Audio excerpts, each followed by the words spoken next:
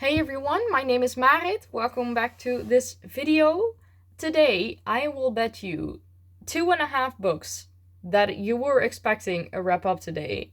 But because those 2.5 are the only ones I read this month, I'm gonna be talking about reading slumps today. The ones I have finished are, well, my desk is a mess, I'm sorry. The ones I have finished are The Ranger's Apprentice 13 and 14, which I both gave, I think, 4.5 and 5 stars because I just really love the Ranger's Apprentice books. You've seen that in my last video. I really love them, and I've started the Brother Band first book now, also on audiobook. I have finished the Brother Band before until I think book 3? 4? I don't know. And then I read The Boy, the Mole, the Fox, and the Horse. And this is my half book, because I think it is an entire book, but it has 4 lines of text per page, so I got through this in like 10 minutes. And it was so beautiful, but I'm struggling to count this as an entire book, so I guess that makes 2.5. If you ever see this somewhere or you can get your hands on it, please read it.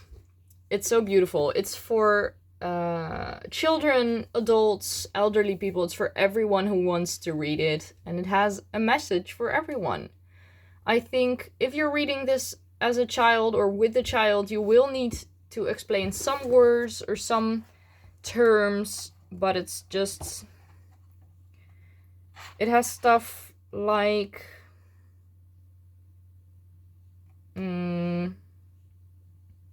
I think everyone is just trying to get home, said the mole, and that's just, it's a page, it has an illustration, and I don't know why, but this really got to me. Yeah, and then you have,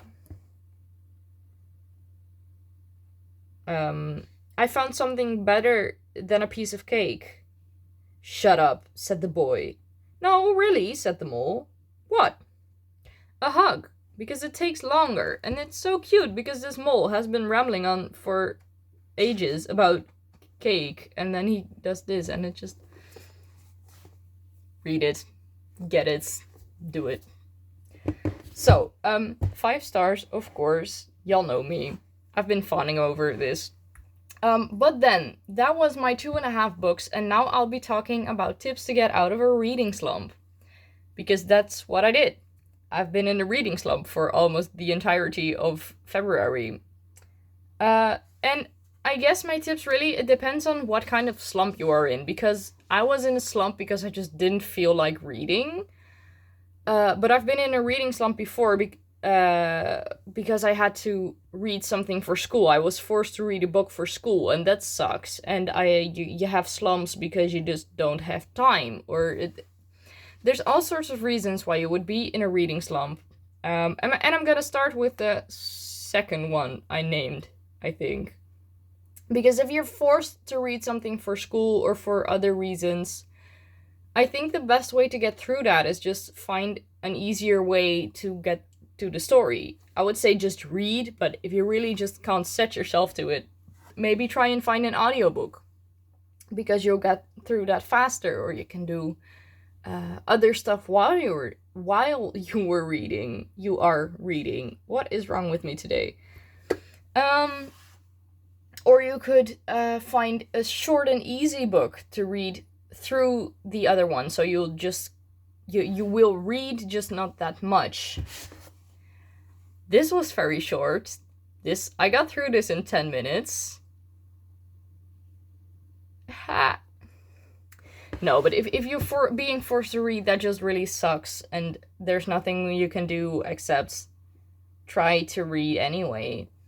Then you have no time, which is also a frequent problem of mine, and my answer to that is also audiobooks, because you can read while doing exercise, or, well, I guess you can't read, you listen while doing exercise, but so you can combine stuff. I guess reading/listening while doing schoolwork isn't the best thing, But mostly when I don't have time, it's because I've got school and babysitting slash work and exercise and other stuff. So you can just put on an audiobook so you can do that. Then the third one is just not feeling like reading. And I think this is the most common one. Because yeah, sometimes you just don't feel like it.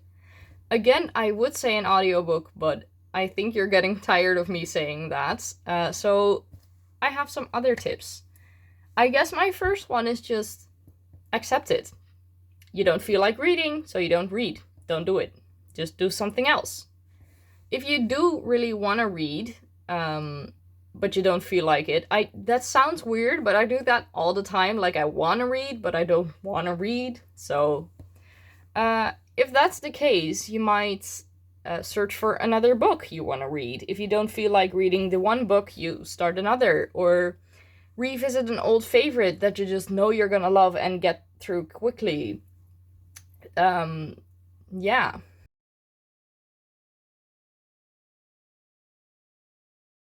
What you can also try is start a buddy read of a book that you know you're gonna like, because if you do, well, feeling obligated to read isn't usually the best option, because that was my first reason to be in a slump. But anyway, you could start a buddy read, so you'll just feel like you let someone down if you don't read it, and if you do, you can chat with someone about the book, and it's just like external motivation, I guess. And they probably won't care if you do not read after all, but it might be a motivation for you to do it. And those were my tips. I hope this helps. I hope it helps me. By the way, I totally forgot to tell you what I was reading at the moment. I still haven't finished the Dream Thieves audiobook.